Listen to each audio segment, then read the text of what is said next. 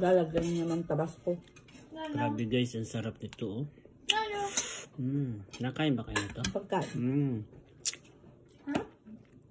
Pagkain. What about the pagkain? Lalagyan mo naman ng tabasco.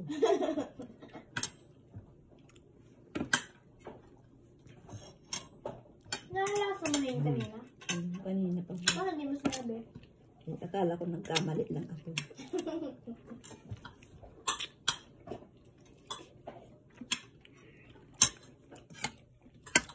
Guys, masarap din pala yung isigang yung bunga ng malunggay.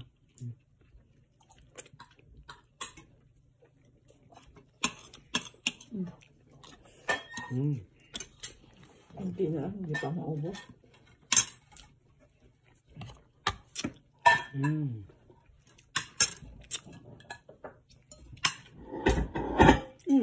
Tahan ka.